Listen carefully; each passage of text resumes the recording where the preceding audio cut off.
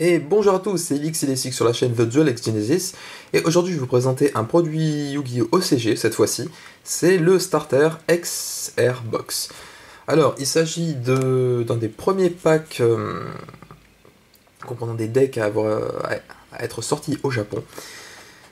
C'est l'équivalent des deux starter decks Yugi et Kaiba, donc vous pouvez déjà voir avec le Magicien des Ténèbres ainsi que le Dragon Blanc Yeux Bleu ici, que nous avons eu en TCG dans le reste du monde. Donc ce pack était composé de deux parties, la première au-dessus avec les deux decks, et une seconde avec c'était une cassette vidéo, hop, qui comprenait, voilà, c'est le Duel Masters Guide, qui, comme il y a eu je crois aux États-Unis un peu après il me semble, un pack avec les deux decks, qui était principalement des vidéos de présentation pour apprendre à jouer au jeu, tout ça, c'est du tutoriel, avec une image assez sympa dessus. Évidemment, je n'ai plus de lecteur cassette, mais pour la collection, je garde, car personnellement, j'aime beaucoup. Donc, nous allons passer à la partie qui nous intéresse, c'est-à-dire les deux decks. Alors, ce pack, je l'ai déjà ouvert, donc vous verrez qu'il n'y a pas de... Comment dire ? Les decks ne sont pas scellés, le pack de cartes promotionnelles n'est pas scellé ni rien, mais j'ai tout laissé dans pratiquement à l'état d'origine, étant donné que je laisse pour la collection, tout simplement. Alors, on va ouvrir ça. Donc on ouvre la petite fenêtre, et nous avons donc les deux decks de nos deux personnages, donc le deck de Yugi, le deck de Kaiba, on les voit bien représentés par le Magicien des Ténèbres et le Dragon Blanc aux yeux bleus comme dit juste avant. On va commencer par celui de Yugi. Hop, ça ici.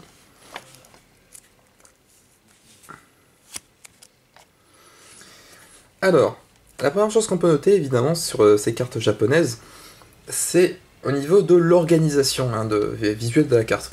Donc, comme en TCG, nous avons donc évidemment le nom, l'attribut, le niveau, l'image, etc.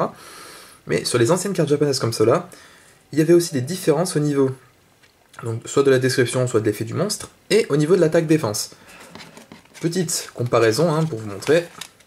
Voici une carte TCG, et juste à côté, donc la carte japonaise OCG. Vous voyez bien que au niveau du bloc texte et de l'attaque défense, c'est pas la même chose. Sur les cartes TCG, nous avons eu direct de base, il me semble, les modifications comme ça, dès la première édition Légende du Dragon Blanc aux yeux bleus, alors qu'au Japon, pendant pas mal de temps, ils avaient cette organisation-là à la base.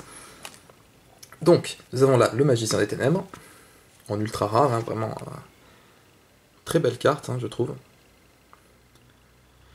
Personnellement, je préfère l'artwork d'origine qu'on avait eu avec le deck de démarrage en TCG, mais je dois reconnaître que celui-ci est quand même très très joli. Il est toujours beaucoup plus joli que celui avec la stèle, je trouve. Voilà, donc 2500-2100, le légendaire Magicien des Ténèbres, niveau 7. Ensuite, le Dragon et les Gardiens de la Forteresse, en super rare. Très joli aussi. Alors, Elfe Mystique, Lutin Sauvage, le Crâne Invoqué, Guerrier Castor, Gaïa le Chevalier Implacable, la Malédiction du Dragon, le Gardien Celte, le Cimetière de Mammouth, c'est Grand Blanc je crois si je me souviens bien, Crochet d'Argent, Soldat Géant de Pierre, Dragon Zombie, j'ai jamais compris pourquoi il est dans le deck de Yugi, mais soit. Je crois que ça c'est Doma l'Ange du Silence si mes souvenirs sont bons, Anzatsu, qui a été traduit littéralement, alors que pourtant Anzatsu veut juste dire assassin en fait. Après il y en a certains, je me souviens plus vraiment des noms, celui-là je me souviens plus, c'est... Je crois que c'était Weevil le fantôme, ou quelque chose du style, je me souviens plus, celui-là je ne me souviens plus vraiment non plus. Après il y avait, ça c'était l'épée de sorcellerie des ténèbres je crois, ou épée des ténèbres simplement. Livre des arts secrets, Trou noir, évidemment, en version japonaise. Hop. Diane Keto, qui, vous le remarquez sans doute, a un artwork relativement différent de celui qu'on a eu en TCG, en fait. Car oui, en TCG, c'était pas bien de montrer les boobs d'une vieille dame. Voilà, la censure est passée par là, tout simplement. Elfe ancien, fissure, trappe, attaque en double fourche, Despel en anglais, je me souviens plus du nom français. Monster Reborn, l'artwork original qui est, je trouve, largement mieux que celui qu'on a en TCG. Enfin, celui qu'on a en TCG est très beau aussi, mais j'ai une préférence pour celui-ci, hein, personnellement. Hop, alors, je vais vous montrer quand même la différence. Ouais, j'ai préparé quelques cartes pour montrer les différences. Et il n'y a quand même pas photo. À gauche, c'est la version japonaise, hein, ça se voit, je pense, et à droite, c'est celle qu'on a eue, nous, en TCG. Et l'artwork n'a vraiment rien à voir. Hein. Je préfère la version japonaise, personnellement, même si c'est vrai que celui-là est très joli. Hein. Hop, renfort, changement de cœur. Ça, c'est le... Je sais plus quoi, le vieux sage. Mur des illusions. Néo, le spadassin magique. Ça, c'est le baron... Le baron démoniaque, ou je ne sais plus. Là. Si. Dernière volonté, si je me souviens bien du nom de la carte. Et Waboku. Ensuite, on a une petite carte blanche. Ça, c'était pour... Dans ces decks japonais, c'était pour signifier... pour bien séparer, en fait, soit l'extra deck du deck, ou avec le side deck. Car là, nous avons 40 cartes. Et là, c'est le side deck. Donc nous avons le maître des pièges, Yami, qui a été traduit au sens littéral, enfin qui a vraiment été traduit comme tel, alors qu'en fait ça veut dire ténèbres, simplement. Genre de capture des dragons, insecte mangeur d'hommes. Non, c'est pas le faux piège, ça c'est le piège inversé, je crois. Piège supprimé, ça le Despair, on en a deux autres. Mur de château et je crois que c'est Sacrifice Ultime, je crois, ou Ultime Sacrifice, enfin c'est Ultimate Offering en anglais. Donc on voit bien que l'artwork aussi est totalement différent. Hein, enfin, moi, personnellement, entre les deux, je trouve que l'artwork qu'on a eu en TCG est plus glauque que celui-là, hein, mais bon. Après, j'imagine que c'est peut-être moi qui ai un avis bizarre, je ne sais pas. Hop. Donc là, c'était le deck de Yugi. On passe maintenant au deck de Kaiba. Avec le légendaire dragon blanc aux yeux bleus. Hop. Donc, nous avons le dragon blanc aux yeux bleus en ultra rare, hein, qui est vraiment très très très joli. J'aime beaucoup cet artwork aussi, même si aussi je préfère celui qu'on a vu dans le deck en TCG, mais celui-là est aussi très très très beau, je trouve. Vraiment magnifique. C'est celui qu'on a vu dans l'édition le Légende Dragon Blanc aux yeux bleus et le Retro Pack 1, si je me souviens bien. En version Duelist League aussi, je crois. Le juge. Ensuite, Jian Itotsume, Ryu Kishin, Ver Malfaisant, Bœuf de combat, Dragon Kumori, qui normalement en fait est dans le deck de Yugi, je sais pas ce qu'il fait dans le deck de Kaiba. Ce monstre-là, je me souviens plus vraiment du nom, ça c'est Gaeko Jikoshi, je crois. Urabi, Gakute no Megami, le Centaure, Terra le Terrible. Je me souviens plus vraiment. L'Ascien des Ténèbres, je crois. Maître et Expert. Le Guerrier d'une autre dimension, je crois. Celui-là, je ne me souviens plus vraiment. Énergie des Ténèbres, je crois. Hop. Okazi. Ah, on a la même carte dans l'autre deck aussi, ça. Bon, après, Trou Noir, évidemment. Fissure, Trappe, Attaque en double fourche, Dispel. Encore un Monster Reborn. Renfort.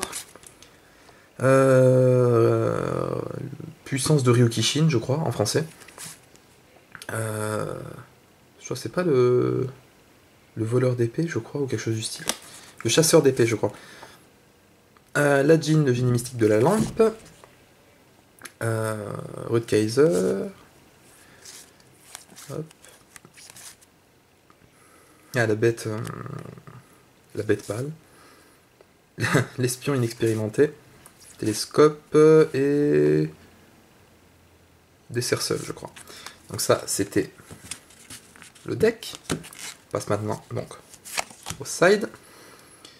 Donc le Puppet Master, donc le maître, enfin, le marionnettiste, je crois, voilà. Maître des pièges, Sogen, An, vieille carte aussi. Puis supprimé, la deux autres des spells, le mur de château et un autre Ultimate Offering. Hop. Donc ça, c'était pour les deux decks. Ensuite, je vais pousser les decks un peu, je vais les mettre sur le côté, même si on les voit plus beaucoup. Donc dans le pack, on a aussi autre chose en dessous. On a donc un pack de cartes promotionnelles. Donc, après, le livret de règles, hein, donc tout en japonais. Donc, je vous invite à essayer de traduire personnellement. J'ai un peu de mal. Et 2 tapis de jeu. Le tapis de jeu en japonais avec écrit en anglais aussi en même temps. Je trouve ça assez sympa. Je vais en montrer au moins un, histoire que vous voyez un petit peu à quoi il ressemble. Livret de règles là. Hop.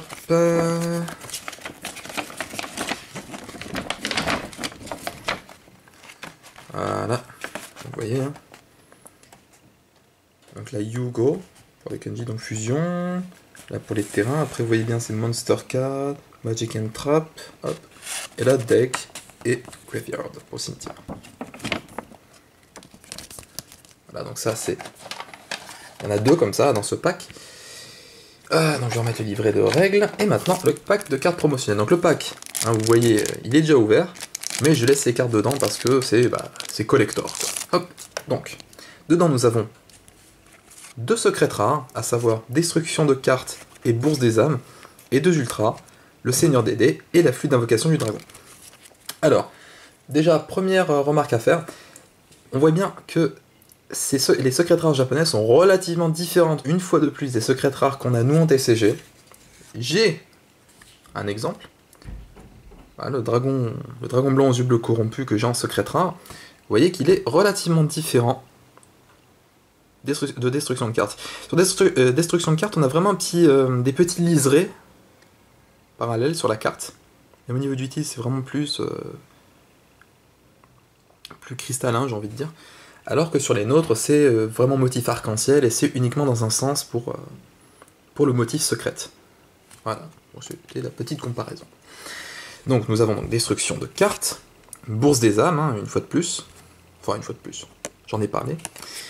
Ensuite, en ultra, nous avons donc le Seigneur des dés, qui est un monstre qui est vraiment très utile dans un deck dragon, je trouve. Enfin, qu'il était en tout cas, il est un peu moins maintenant aujourd'hui, ce qui est relativement dommage, car c'est un bon monstre. Et la flûte d'invocation du dragon, qui était très utilisée dans les decks dragons avant, qui l'est beaucoup moins aujourd'hui aussi, malheureusement. Voilà, voilà.